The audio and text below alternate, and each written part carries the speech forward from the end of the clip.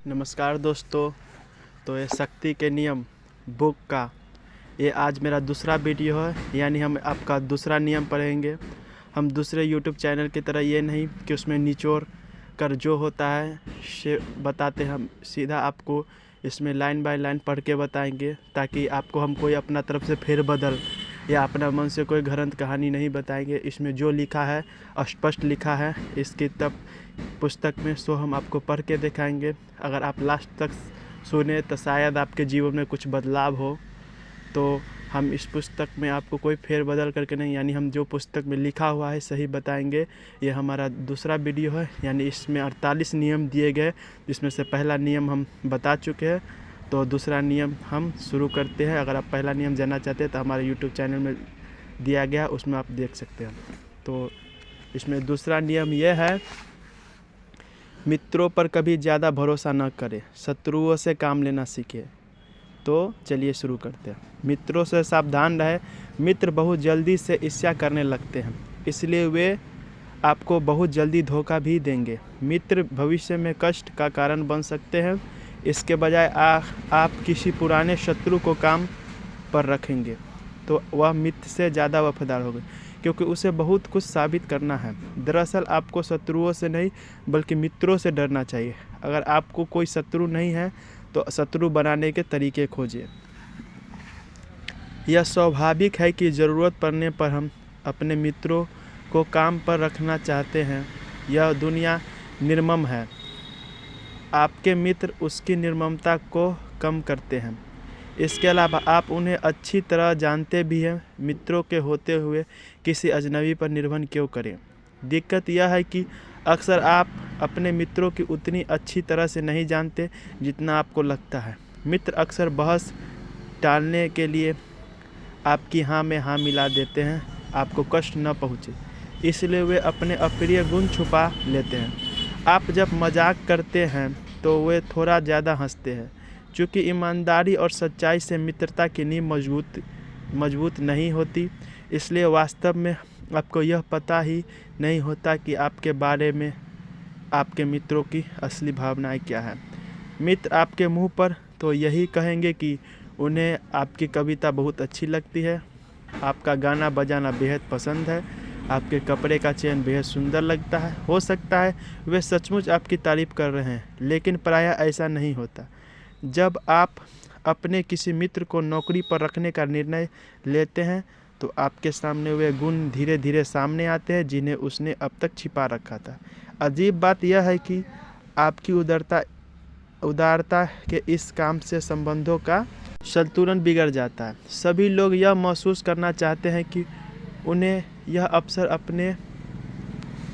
अपने दम पर मिला है, इसलिए आपका एहसान उन्हें बोझ की तरह लगता है। वे जानते हैं कि उन्हें योग्यता के कारण नहीं बल्कि मित्रता के कारण नौकरी मिली।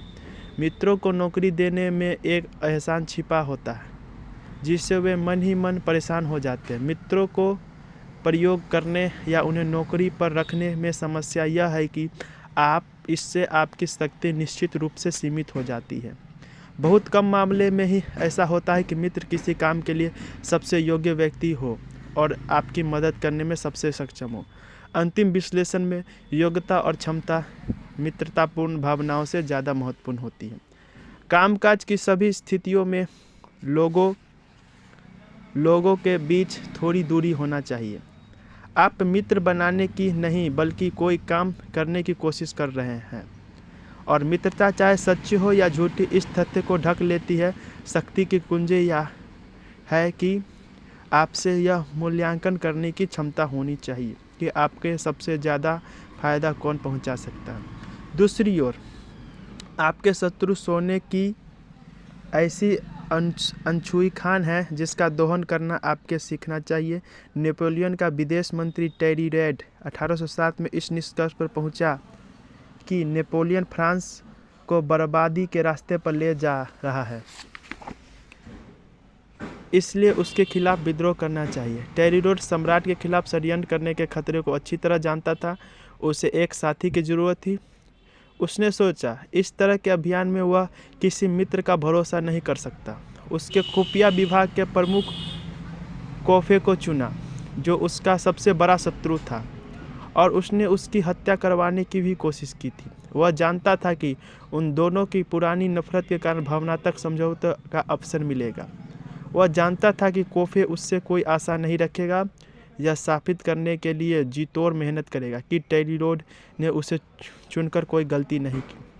जो व्यक्ति कुछ साबित करना चाहता है वह आपके लिए ज़मीन आसमान एक कर देगा। अंत में टेरी रोड यह जानता था कि कोफे के साथ उसका संबंध आपसी स्वार्थ पर आधारित होगा और मित्रता की व्यक्तिगत भावनाओं द्वारा दूषित नहीं होगा।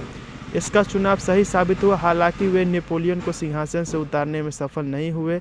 जब इतने शक्तिशाली और परस्पर विरोधी दो व्यक्ति ने मिलकर सम्राट के खिलाफ मुहिम छेड़ी तो जनता ने भी उनसे उत्सुकता दिखाई और धीरे धीरे सम्राट के प्रति विद्रोह बढ़ने लगा। टेरी रोड और कोफे के बीच सुखद कार्यवाही संबंध बने रहे। इसलिए जब भी मौका मिले अपने दुश्मन के प्रति दुश्मनी को दफन कर दे, उसे अपने में रखने की कोशिश कर। शत्रुओं की मौजूदगियों से विचलित या दुखी न हो। आप मित्र के बजाय शत्रु के साथ बेहतर स्थिति में होते हैं, क्योंकि मित्रों के मामले में आपको यह मालूम ही नहीं होता कि आपके छिपे हुए कौन से मित्र दरअसल आपके शत्रु है। शक्तिशाली व्यक्ति संघर्ष से लाभ उठाता है और अपने शत्रुओं का इस्तेमाल करता है। ऐसा करके वह उस आत्मविश्वासी योद्धा की छवि बना लेता है जिस पर अनिश्चितता के समय में विश्वास किया जा सकता है। तस्वीर कृतघ्नता का जबड़ा। आप जानते हैं कि आप शेर के मुंह में उंगली रखेंगे तो इसका परिणाम क्या होगा, इसलिए आप ऐसे नहीं करते हैं। मित्रों के साथ आप इस तरह की सतर्कता नहीं रखते हैं, इसलिए अगर आप उन्हें नौकरी पर रखेंगे तो वे कृतघ्नता से आपको कच्चा चबा जाएंगे। विशेषज्ञ की राय। यह सीखें कि आपके लाभ के लिए दुश्मनों का इस्तेमाल कैसे किया जाता है। आपको धार की तरह से तलवार नहीं पकड़नी चाहिए, वरना आपका हाथ कट जाएगा। इसके बजाय आपको मुठ की तरह से तलवार पकड़नी चाहिए ताकि आप खुद की रक्षा कर सके। बुद्धिमान व्यक्ति अपने शत्रुओं से भी लाभ लेता है, जबकि मूर्ख व्यक्ति अपने मित्रों से भी हानि लेता है। तो ये पुस्तक का सार। इस पुस्तक से बहुत ही लोग पढ़ के अपने जीवन में सुधार लाए हैं और सक्सेस पाए हैं। तो आप भी इस पुस्तक का हम 48 नियम है, 48 नियम हम एक वीडियो में 48 वीडियो में बना कर रखेंगे। आप पढ़ के इस पुस्तक को, जो कि ये पुस्तक बहुत ही विख्यात है, शक्ति के 48 नियम, तो आप इस पुस्तक को पढ़ के अपना जीवन में लाभ उठा सकते हैं। कोई भी ज्ञान अधूरा नहीं लेना चाहिए, क्योंकि अधूरा ज्ञान खतरा होता है। तो आप पूरा वीडियो देखें ताकि पूरा ज्ञान आपको मिलो। आप अपने शत्रुओं से लाभ लेना। इसका उदाहरण एक और है।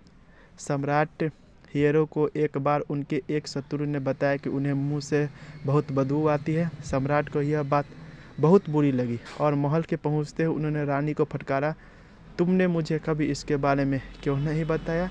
रानी चरित्रवान, पतिव्रता और भोली थी। उसने कहा, स्वामी, मुझे लगा कि शायद सभी मर्दों के मुंह में से इसी तरह की बदबू आती थी। इस तरह से यह स्पष्ट हो जाता है कि जो दोष स्पष्ट दिखाई देते हैं उनके बारे में हमारे शत्रु हमारे मित्रों या परिचयों से ज़्यादा जानते हैं।